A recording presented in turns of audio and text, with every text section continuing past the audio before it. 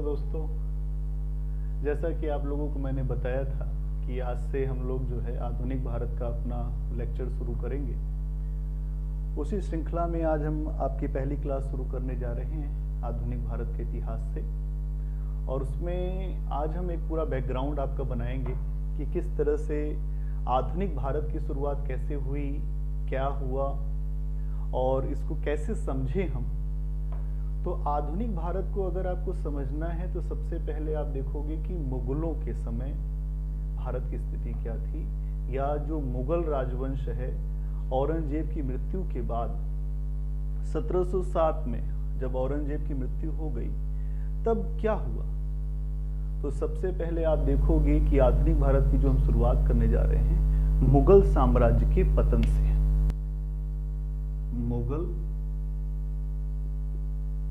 साम्राज्य के पतन से हम शुरू करने जा रहे हैं। ध्यान से समझिएगा, एक एक चीज समझ में आ जाएगी। मैंने आपको बताया था विकास क्रम समझना होता है, तो विकास क्रम समझोगे तो पहले समझो बाबर द्वारा जो राज्य स्थापित हुआ। आराम से पूरा लेक्चर पहले ध्यान से सुनो, कॉपी पेन साथ में रखो, ध्यान से पूरा लेक्चर सुनो, लिखते चलो, समझते चलो। मैं पूरी कहानी आपको बता दूंगा, कुछ जो इंपॉर्टेंट चीज होगी वो आपको मैं यहाँ पे लिख दूंगा। बाद में आपको नोट्स भी हम अवेलेबल करवा देंगे अपने ऐप पे, कोई समस्या नहीं है। पूरा पहले आप अपने दिमाग में खाका तैयार कर लो कि क्या हुआ मुगल साम्राज्य के पतन के बाद आधुनिक भारत की जो हम बात कर रहे हैं उसको कैसे हम समझेंगे। तो सुनो, मुगल साम्राज्य का पतन किस प्रकार हुआ।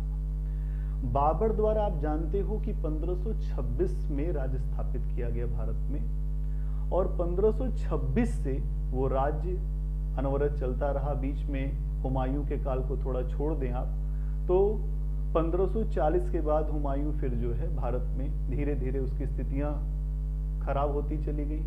15 वर्ष तक हुमायूं जो भारत से निर्वासित रहा, और 1555 के बाद आप देखोगे कि भारत में मुगलों का फिर से एक नियंत्रण स्थापित हो गया।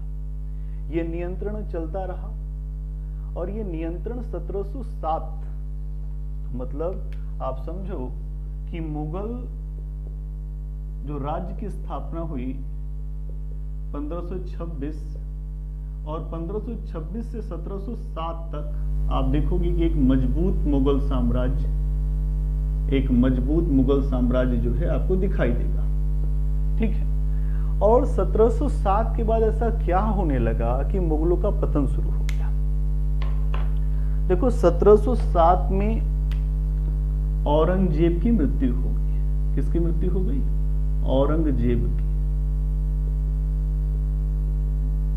औरंगजेब की मृत्यु हो गई दोस्तों। और औरंगजेब की जब मृत्यु हो गई तो आप देखोगे कि मुगल राज्य जो है ताश के पत्तों की तरह से बिखरने लगा। कैसे क्या हुआ? औरंगजेब की मृत्यु के बाद लगातार राज्य कमजोर होता गया, और उसके शीघ्र ही उसके पतन की शुरुआत हो गई। इसके पीछे कोई एक कारण नहीं था। पतन के पीछे आप ध्यान दोगे कि इस पतन के पीछे कोई एक कारण नहीं था, अब तो अनेक कारण थे। जैसे इसके बाद जितने भी उत्तराधिकारी हुए, उत्तराधिकारी अयोग्य रहे।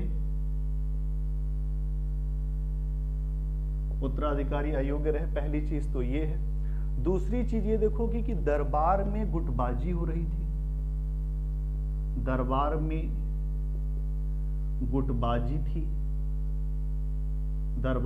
गुटबाजी आप देखोगे, कभी भी कोई केंद्रीय सत्ता कमजोर होती है तो दरबार में गुटबाजी आपको दिखाई ही देगी। किसी भी मतलब शासक के समय में आप देखोगे कि राजा कमजोर है तो अमीर लड़ने लगेंगे, तो दरबार में गुटबाजी आपको दिखाई दी। इसके अलावा और क्या हो रहा था? कई विदेशी आक्रमण हुए। आप जानते हो कि नादिर शाह का आक्रमण हुआ। ठीक है, 1739 में आप देखोगे कि नादिर शाह का आक्रमण होने लगा। तमाम आक्रमण होने लगे, विदेशी आक्रमण। फिर ये देखोगे कि जो मराठा शक्ति है, का उदय होने लगा मराठावाड़ा में, मराठा शक्ति का उदय। ठीक है, मराठा शक्ति के उदय के साथ साथ आप देखोगे कि अमीरों का आपको पतन दिखाई देगा। अमीर वर्ग जो है, अगर यहां पे कर लो, अमीरों का पतन आपको दिखाई देगा। अमीर कौन थे? जो मुगल राजवंश को जो सबसे विश्वस्त लोग थे, जो उनके प्रशासनिक व्यवस्था को चलाने में सहयोग देते थे, वो अमीरों का पतन होने लगा। और राज्य कुछ ऐसी धार्मिक नीतियों का पालन भी कर रहा था, धार्मिक नीतियों एवं आर्थिक नीतियों, धार्मिक एवं आर्थिक नीतियों के परिणाम स्वरूप भी, नीतियों के परिणाम स्वरूप भी आपको दिखाई देगा कि मुगलों के राज्य के पतन की शुरुआत होने लगी। धार्मिक नीतियां आप जानते हैं, जजिया कर को फिर से लगाना। औरंगजेब ने जजिया के तहत भारत में देखिए आप बहुत सारे मंदिरों को भी तोड़ने का प्रयास किया। जजिया कर क्या होता था? जजिया कर गैर हिंदुओं, जो गैर मुस्लिम थे उनसे लिया जाता था, जो हिंदू लोग थे उनसे जजिया कर लिया जाता था। जजिया कर, आर्थिक नीतियां, लगातार राजस्व की दरों को बढ़ाना, तो ये सब कुछ कारण थे। और इसके अलावा भारतीयों में अभी एक राष्ट्रीयता का अभाव था कि हम एक राष्ट्र भी हैं, राष्ट्रीयता का अभाव। और इन सारी समस्याओं के मध्य आप देखोगे कि कुछ ऐसे लोग आए जो पूरे विश्व की व्यवस्था से जिनको जानकारी थी, जो सभी जानते थे, आधुनिक व्यवस्थाओं से अवगत थे। यूरोपीय कंपनियां इसी समय भारत में आई। तो आप देखोगे कि ये परिस्थितियां थीं कि उत्तरवर्ती जो मुगल हैं उनके समय में क्या समस्याएं आ रही थी। औरंगजेब की मृत्यु, उत्तराधिकारी अयोग्य हो गए, दरबार में गुटबाजी रहा, विदेशी आक्रमण, मराठा शक्ति का उदय, अमीरों का पतन, धार्मिक नीतियां, आर्थिक नीतियां, राष्ट्रीयता और यूरोपीय कंपनी। अगर आप इससे पूरा समझो तो आप समझ पाओगे कि मुगलों का आखिरी जो चरण था 1707 के बाद, वो इसीलिए वो विफल हो गए भारत में। ठीक है, अब स्टोरी समझो, ये तो बात आपको समझ में आ गई होगी। अब स्टोरी समझो कि हुआ क्या। 1707 में आप देखोगे कि औरंगजेब की मृत्यु के बाद भारतीय इतिहास में एक नए समय की शुरुआत होती है, जिसे हम उत्तर मुगल काल कहते हैं। इसे हम क्या कहते हैं? उत्तर मुगल काल। अपने आप वहां पे कॉपी पेन रखेंगे तो उसको नोट कर लेंगे कि उत्तर मुगल काल उसे कहते हैं। और आप देखोगे कि यहीं से जो मध्यकाल की समाप्ति भारत में दिखाई देती है और आधुनिक काल की शुरुआत भी आपको दिखाई देगी। इसी क्रम में 1757 की प्लासी की लड़ाई जब हम आपको बताएंगे तब हम वहां बताएंगे कि उसी के बाद माना गया कि भारत में मध्यकाल की समाप्ति हो गई और आधुनिक काल की शुरुआत हुई। ठीक है, आप देखोगे कि उसके औरंगजेब की जब मृत्यु हुई, औरंगजेब की मृत्यु के बाद उसके जो पुत्र थे, उसके सभी पुत्रों में संघर्ष चलने लगा। औरंगजेब की मृत्यु के बाद उसके पुत्रों में संघर्ष होने लगा। आप देखोगे कि उसके जो पुत्र थे, मुअज्जम, नाम यहां पे थोड़ा बहुत ध्यान रखेंगे, मुअज्जम, आजम, कामबख्श, 3 पुत्र आप देखोगे कि यहां संघर्ष। इसको मिटा दूं,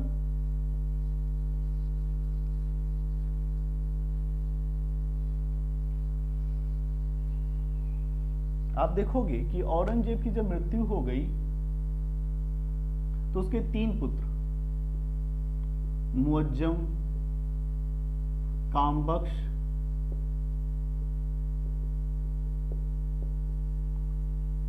मुअज्जम, कामबख्श और आप देखोगे आजम, इन तीनों में सत्ता के लिए संघर्ष हुआ कि हम गद्दी पर बैठेंगे। आप जानते हैं कि सत्ता का संघर्ष सबसे खतरनाक संघर्ष है। सत्ता के लिए अपने पिता की हत्या, अपने भाइयों की हत्या आपने इतिहास में सुना होगा। तो 1707 में औरंगजेब की जब मृत्यु हो गई तो उसके 3 पुत्र मुअज्जम, कामबख्श और आजम में संघर्ष चला और संघर्ष चला, और संघर्ष में आप देखेंगे कि ये जो मुअज्जम है, ये बाद में बहादुर शाह फर्स्ट के नाम से जाना जाएगा। इस मुअज्जम ने अपने दोनों भाइयों को समाप्त किया और गद्दी हासिल की, गद्दी यहां पे प्राप्त की, मुगलों की गद्दी प्राप्त की। तो ये बात समझनी पड़ेगी कि मुअज्जम ने गद्दी को प्राप्त कर लिया। जब मुअज्जम ने गद्दी को प्राप्त कर लिया तो 1707 में बहादुर शाह प्रथम के नाम से ये गद्दी पर बैठा, बहादुर शाह प्रथम के नाम से गद्दी पर बैठा। और आप यहां पे देखोगे कि इसने जजाओ के युद्ध में, ये जो मुअज्जम है इसने जजाओ का एक युद्ध लड़ा गया था। अगर आपसे कभी पूछ ले तो ध्यान रखिएगा, जजाओ के युद्ध में आजम को पराजित किया था, अपने भाई आजम को जजाओ के युद्ध में पराजित किया था। जजाओ जो युद्ध है ये 1707 में ही लड़ा गया था। 1707 में जजाओ के युद्ध में आजम को पराजित किया। और आप देखोगे कि 1709 में इसने कामबख्श को 1709 में कामबख्श को पराजित किया था। मतलब बहादुर शाह प्रथम ने कामबख्श को भी पराजित कर दिया और उसे मार दिया। तो इस प्रकार आप देखोगे कि बहादुर शाह प्रथम जो मुअज्जम नाम से जाना जाता था वो गद्दी पर आसीन हुआ। ये इतनी बात समझ में आ गई होगी आपको, ऐसी उम्मीद करूं। ठीक है, अब बात करते हैं हम लोग बहादुर शाह प्रथम के बारे में। इसको इरेज कर दूं, इसको मिटा रहा हूं। मैंने बताया कि ये परिस्थितियां छिड़ी और इसमें बहादुर शाह प्रथम नाम का व्यक्ति जो है उत्तरवर्ती मुगलों में आपको दिखाई देगा।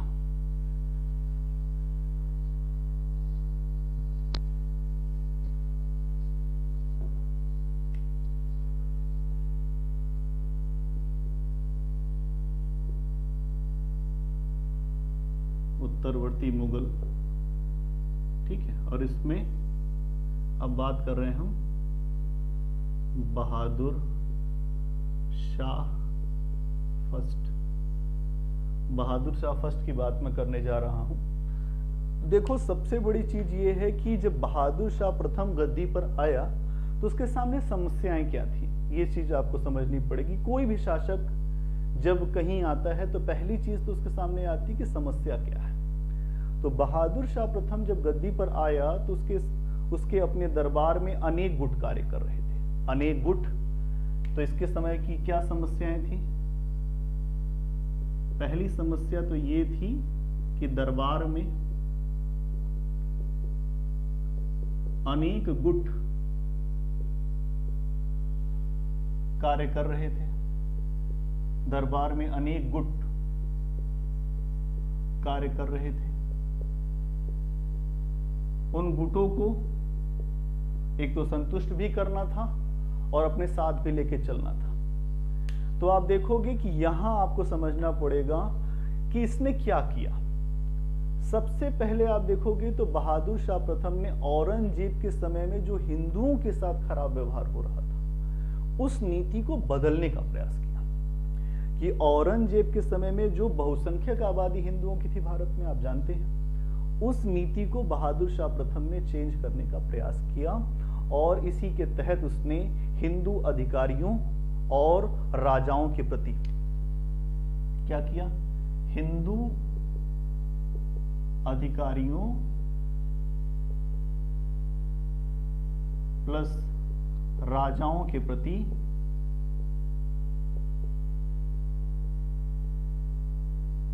सहिष्णुता की नीति अपनाई। सहिष्णुता क्या होती है?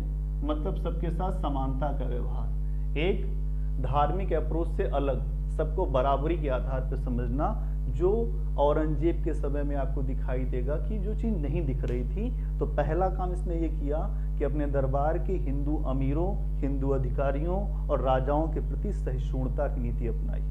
और राजपूतों को, जो राजपूत अमीर थे, उनको उनके क्षेत्र में वापस जाने का अधिकार दिया। कहा भाई ऐसा करो कि तुम अपने क्षेत्र में जाओ, कोई समस्या नहीं है। और लेकिन ये कहा गया, ये जो राजपूत राजा हैं इनसे ये कहा गया कि आप अपने क्षेत्र में जाओ, लेकिन यहां एक बात और समझाई गई कि आपको हम क्षेत्र तो दे रहे हैं, लेकिन आपके क्षेत्रों की सूबेदारी नहीं देंगे। मतलब आपके क्षेत्र की सूबेदारी अभी हम आपको नहीं देंगे, लेकिन आप अपने क्षेत्र में जा सकते हो। मतलब राजपूत राजाओं को सूबेदारी देने से मना कर दिया, लेकिन ये कहा कि आप अपने क्षेत्र में जा सकते हो। ठीक है, इतनी बात समझ में आई। और आप देखोगे कि संभाजी का जो पुत्र है, अभी जब आएंगे मुगल पे तब बताएंगे आपको, जब हम आपके मराठा पे आएंगे तब हम आपको बताएंगे कि जो संभाजी की स्टोरी क्या है। तो यहां पे एक चीज और हुई, संभाजी का पुत्र, संभाजी का पुत्र जो है औरंगजेब के समय में ये देखोगे कि कैद में था। संभाजी का पुत्र शाहू जी, संभाजी का पुत्र शाहू जी जो है वो कैद में था, शाहू जी कैद में था। उसे छोड़ दिया गया। देखो यहां पे दो बातें, उसे छोड़ दिया गया, उसके पीछे यह भी था कि जो मराठा राज्य उसके मध्य एक गृह युद्ध छेड़ दिया जाए, कि जो मराठा लगातार अपनी शक्ति लगातार इंक्रीज करते जा रहे हैं, बढ़ाते जा रहे हैं, तो संभाजी के पुत्र शाहू जी को बहादुर शाह प्रथम ने छोड़ दिया। ठीक है, और उसके बाद आप देखोगे कि ये सारी चीजें जब हो रही हैं तो फिर क्या हो रहा है, एक प्रकार से वो समर्थन हासिल करने का प्रयास कर रहा है। और क्या किया, भारत में जजिया कर जो लगा हुआ था, जो औरंगजेब के समय में भी था, जजिया कर को समाप्त कर दिया इसने, जजिया कर को समाप्त कर दिया, है ना, जजिया कर को समाप्त कर दिया। ये आप देखोगे कि जजिया कर को समाप्त कर दिया। उसके बाद एक चीज और है कि आप यहां देखोगे कि ये तो आपने इतनी बातें समझी, इसको इरेज कर दे रहा हूं अगर आप लिख लिए होंगे तो। ये आपने इतना कुछ समझ लिया कि मराठों के प्रति क्या किया, हिंदू सरदारों के प्रति क्या उसकी नीति थी, जजिया को समाप्त कर दिया। ठीक है, अब आप देखिए कि जो सिख हैं उनके साथ क्या यहां पे बर्ताव था, सिखों के साथ, सिखों के साथ क्या मामला था। देखो यहां औरंगजेब के समय में आप देखोगे, औरंगजेब के बाद जो है लगातार बहादुर शाह के समय में सिख जो हैं वो भी एक अपने आप को एक वो स्वतंत्र सत्ता के रूप में स्थापित करना चाहते थे, क्योंकि राज्य का एक पूरा विखंडन हो रहा था, अलग अलग हिस्से में राज्य जो है मुगलों का बंटता जा रहा था। तो यहां पर बहादुर शाह की शांतिपूर्ण जो उसकी नीति थी, उसके बाद भी आप देखोगे कि सिख नेता बंदा बहादुर जो था, सिख नेता बंदा बहादुर, दूसरा मार्ग, सिख नेता बंदा बहादुर जो था, आप देखोगे कि बंदा बहादुर ने यहां पर इसके खिलाफ विद्रोह कर दिया। बंदा बहादुर ने बगावत कर दी इसके खिलाफ, ये बगावत कर देता है कौन, बंदा बहादुर। तो यहां पे समझो कि बंदा बहादुर ने बगावत कर दिया और 1710 में सरहिंद में मुगलों की सेना, सरहिंद में मुगलों की सेना को पराजित कर दिया।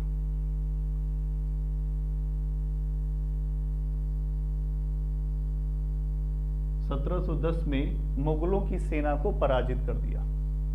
अब आप देखोगे कि यहां पे जो मुगलों की सेना को पराजित कर दिया, और इसी स्थान से बंदा बहादुर ने गुरु गोविंद सिंह, इसी स्थान पे गुरु गोविंद सिंह, देखिए प्रश्न आ सकता है, गुरु गोविंद सिंह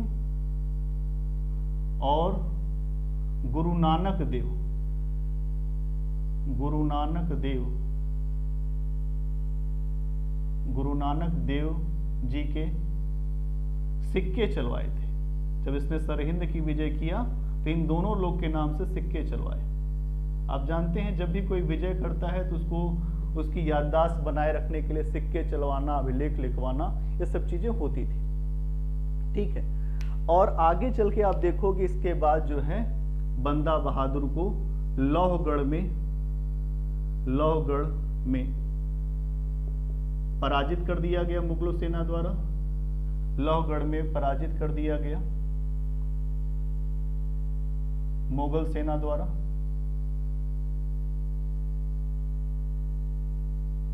ठीक है, लौहगढ़ में बंदा बहादुर को पराजित कर दिया गया और आप देखोगे कि ये जो है अपने आप में फिर यहां से बंदा बहादुर का ये मामला समाप्त होता है।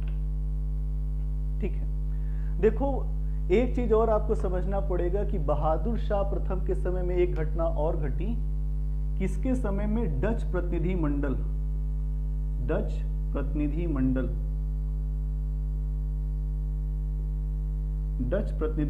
भी आया था।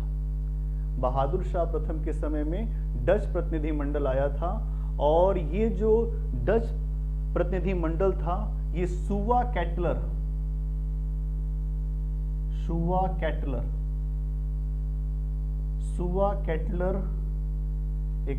एक व्यक्ति हैं, सुवा कैटलर के नेतृत्व में 1711 में मुगल दरबार में यह प्रतिनिधि मंडल आया। मतलब सुवा कैटलर के नेतृत्व में 1711 में मुगल दरबार में प्रतिनिधि मंडल आया।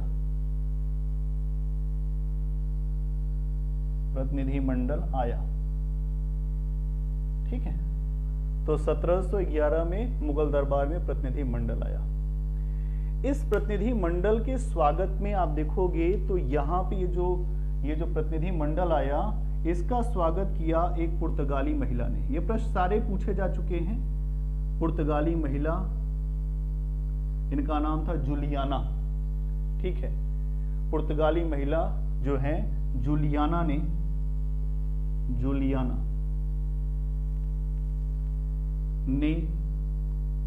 स्वागत किया।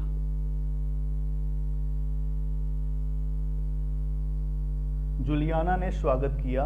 ये जो डच प्रतिनिधि मंडल आया था वो भी मुगल शासक के तरफ से, किसके तरफ से? बहादुर शाह प्रथम के तरफ से पुर्तगाली महिला जूलियाना ने यहाँ पे स्वागत किया। और इसके बाद ये जो मैडम है जूलियाना, इनको बीबी और फदवा की उपाधि दी गई थी। बीबी और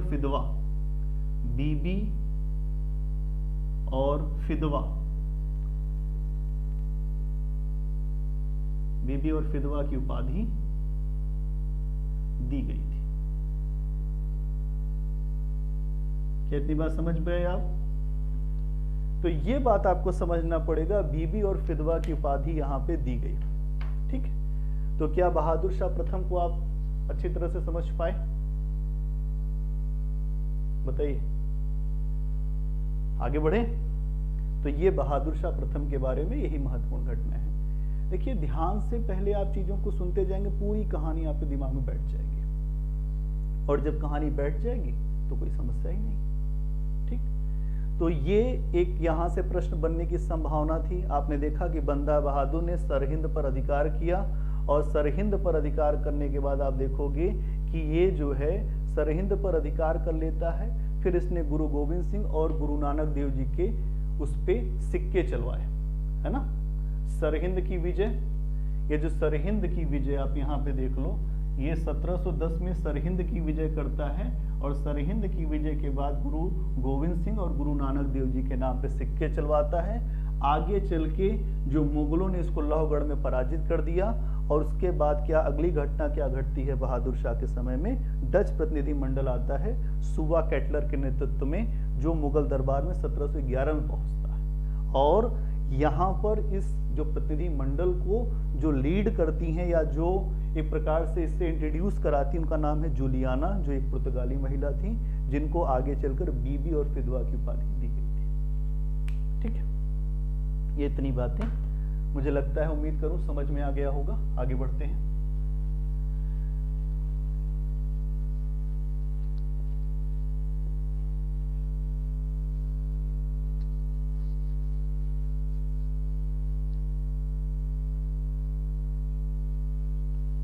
देखिए एक प्रश्न ये बनता है कि उत्तरवर्ती जो मुगल शासक है उनका क्या सीक्वेंस है।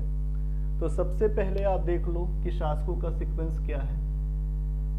सबसे पहले बहादुर शाह प्रथम, आपको पता ही था, बहादुर शाह प्रथम। फिर देखोगे आप जहांदार शाह, ठीक है, जहांदार शाह, अभी मैं समय भी बता दूंगा। जहांदार शाह के बाद देखोगे फर्रुखशियर, फर्रुखशियर, ठीक है। सीक्वेंस देख लीजिए, सीक्वेंस पे भी प्रश्न कभी आ जाते हैं। इसके अलावा आप देखोगे रफी-उद-दरजात,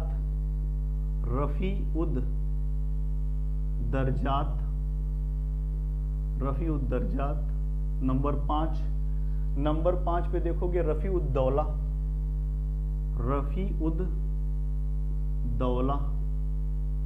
रफी-उद-दौला। नंबर 6 पे हैं मोहम्मद शाह प्रथम,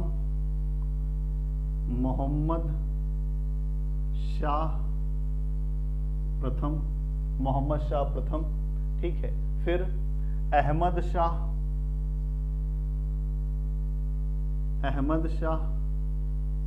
है ना।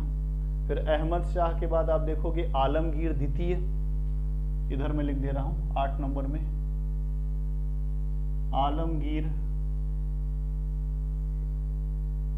आलमगीर द्वितीय। 9 नंबर पे आप देखो आलमगीर द्वितीय के बाद शाहजहां थर्ड। अभी हम लोग देखेंगे कि किसके समय में क्या महत्वपूर्ण घटनाएं घटी। शाहजहां थर्ड। फिर ये सारे शासक जो हैं आपको बहुत ज्यादा योग्य नहीं दिखाई देंगे। Shah Alam second, Shah Alam second. और फिर देखोगे आप शाह आलम सेकंड के बाद अकबर द्वितीय,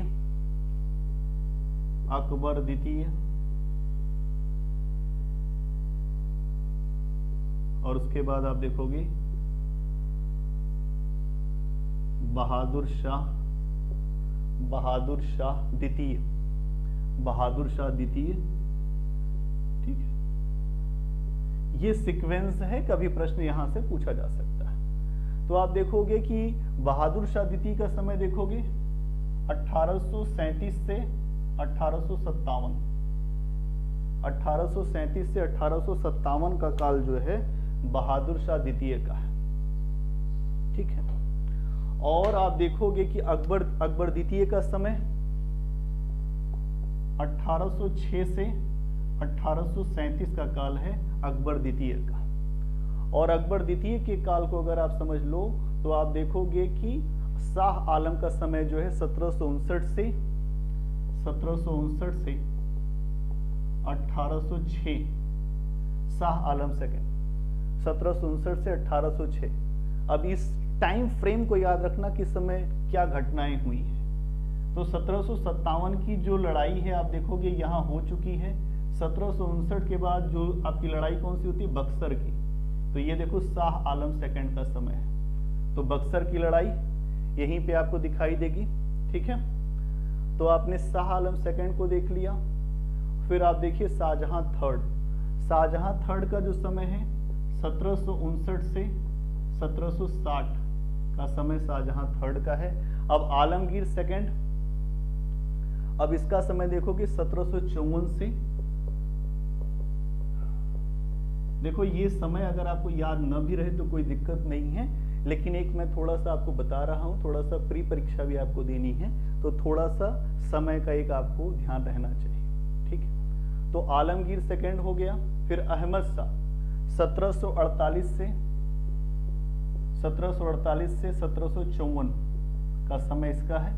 फिर मोहम्मद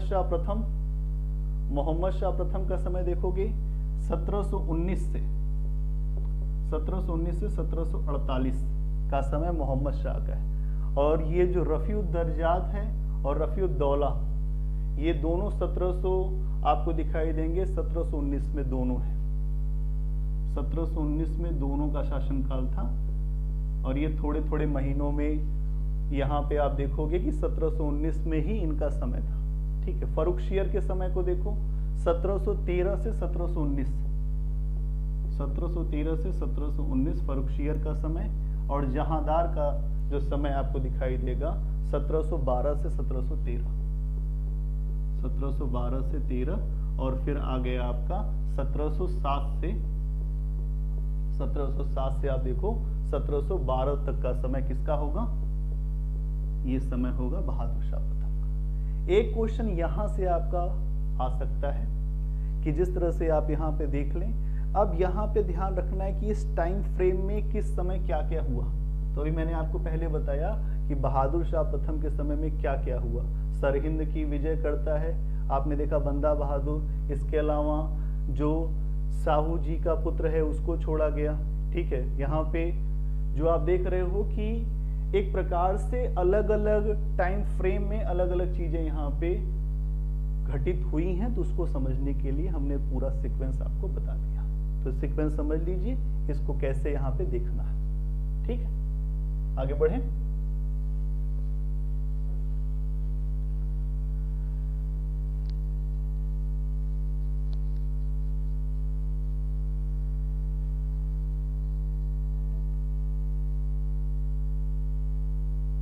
अब देखिए, हमने आपको अभी तक बहादुर शाह प्रथम के बारे में बताया था, अब हम बता दे रहे हैं जहांदार शाह के समय में क्या स्थितियां बनी थी। जहांदार शाह के समय की स्थितियां क्या है। देखो क्या हुआ, इसका समय आपको पता ही है, 1712 से 1713 का समय इसका है। क्या हुआ इस समय, इसके समय में कौन सी घटनाएं महत्वपूर्ण घटी, इसको समझने की जरूरत है। ध्यान से सुनो। देखो, बहादुर शाह प्रथम की जब मृत्यु हो गई तो उसके 4 पुत्रों में जहांदार शाह, ठीक है, अजीमुशान, रफीउशान और जहान शाह के मध्य फिर उत्तराधिकार। मतलब यहां आप देखोगे कि उत्तराधिकार का संघर्ष आपको जो उत्तरवर्ती मुगल है वहां सब में दिखाई देगा। उत्तराधिकार का संघर्ष स्टार्ट हो गया, ठीक है।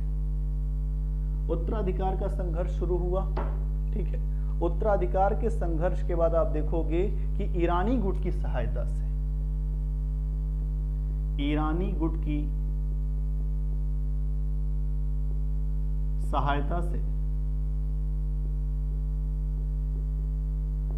से इसने गद्दी प्राप्त किया। इसने, जहांदार शाह ने गद्दी प्राप्त कर लिया भाई, चलो अच्छी बात है। आप देखो कि मुगलों के समय में चाहे ईरानी गुट हो, कई गुट वहां शक्तिशाली थे। ईरानी गुट, तुरानी गुट, अफगानी गुट, ठीक है, हिंदुस्तानी गुट,